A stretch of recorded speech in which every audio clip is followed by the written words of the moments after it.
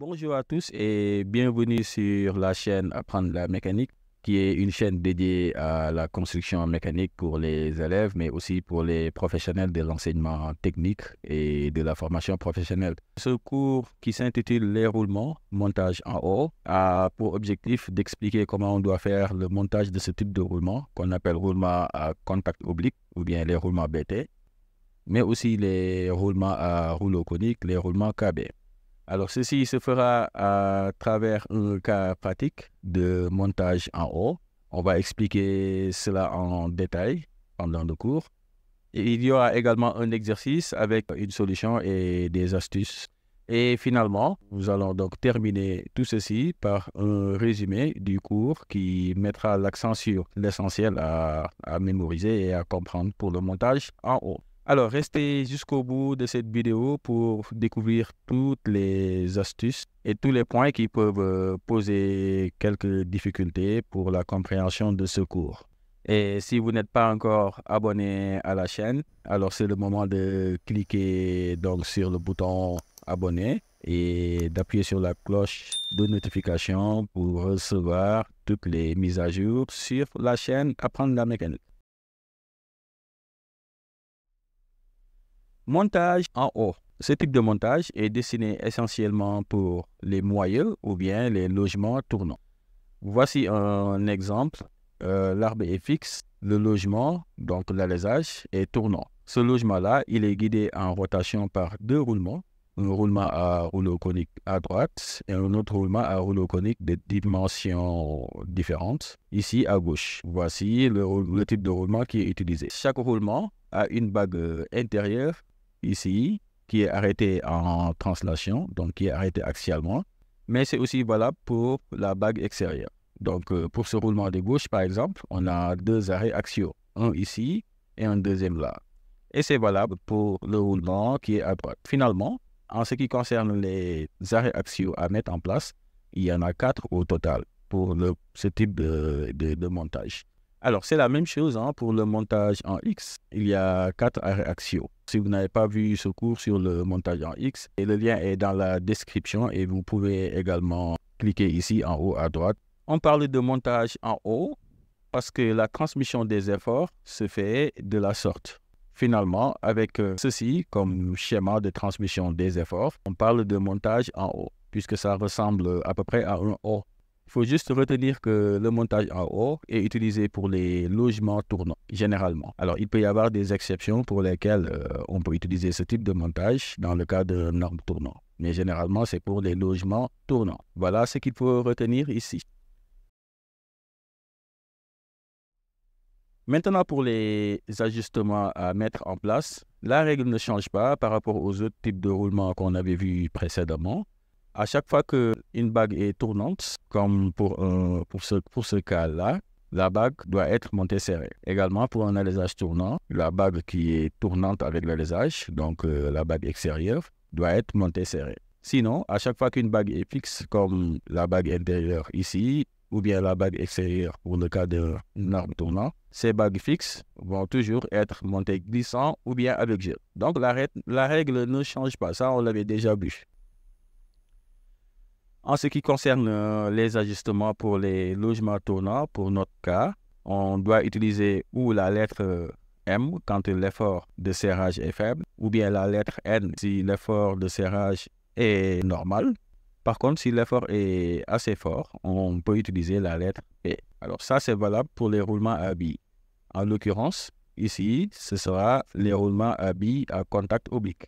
Maintenant, s'il s'agit de roulement à rouleau conique, là, il est indiqué d'utiliser la lettre P pour les tolérances sur les logements, ou bien sur les alésages, ou bien la lettre R, donc P7 ou R7. Voilà les lettres à mettre en place pour ce type de montage de roulement en haut.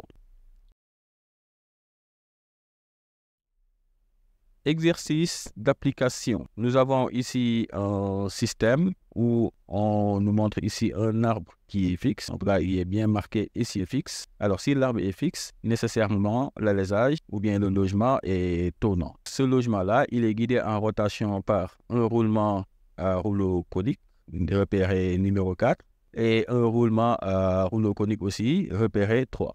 Alors, on y va. Pour la première question, on veut colorier en jaune toutes les pièces qui sont mobiles. On vient de dire que la pièce 2, forcément, est tournante puisque l'arbre est fixe. Dans ce cas, toutes les pièces qui sont en liaison encastrement, qui sont fixées avec la 2, sont également tournantes. Ici, on a la bague extérieure du roulement 4 plus l'élément roulant.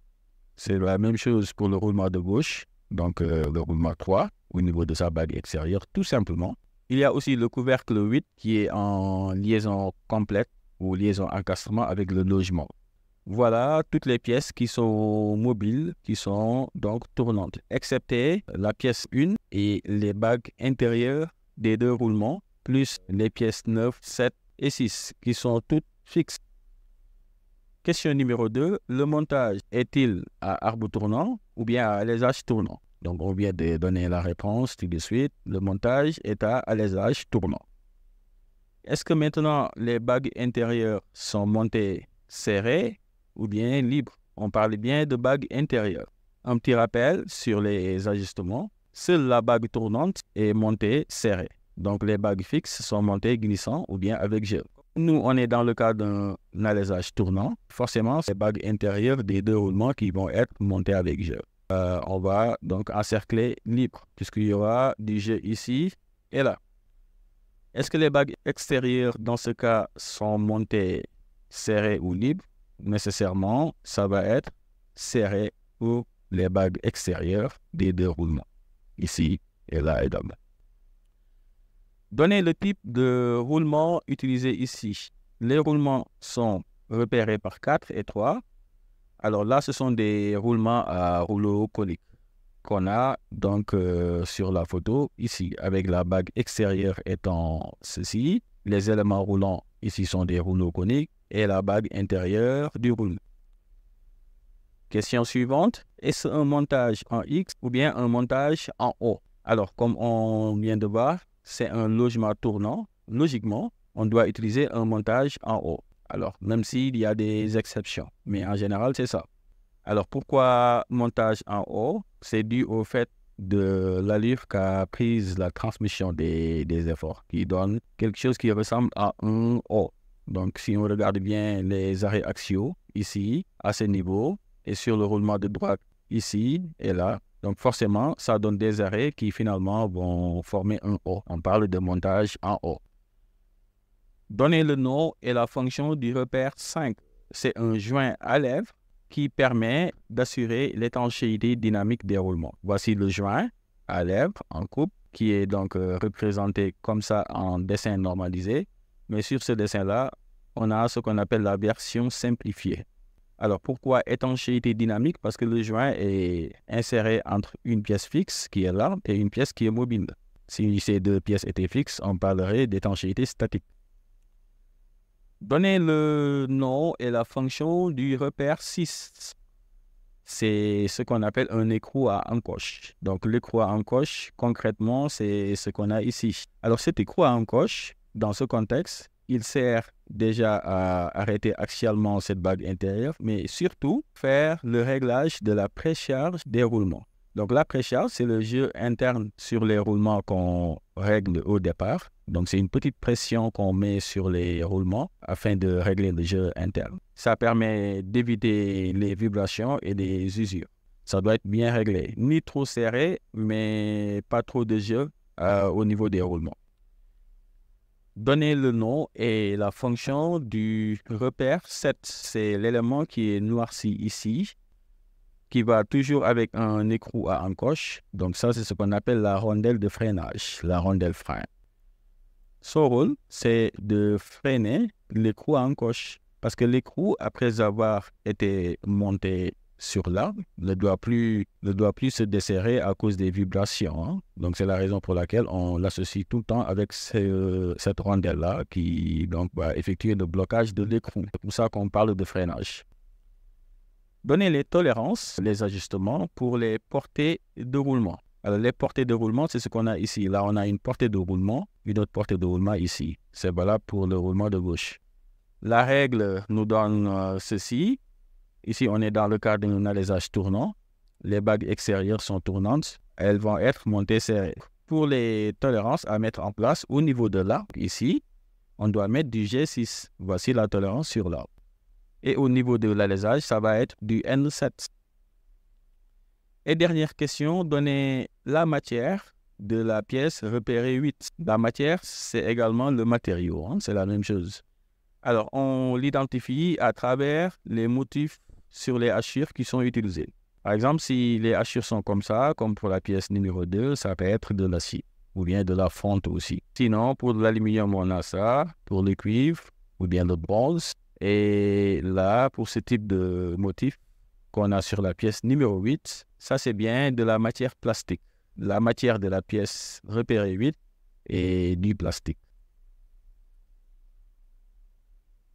Merci d'avoir suivi cette vidéo. Si vous n'êtes pas encore abonné à la chaîne, c'est le moment de le faire. Et n'hésitez surtout pas de partager, de liker. Et si vous avez des questions également pour certaines parties que vous n'avez pas comprises, vous pouvez poser vos questions en commentaire. Voilà, ça me ferait un plaisir de donner des réponses. Merci d'avoir suivi. On se donne rendez-vous prochainement. Au revoir.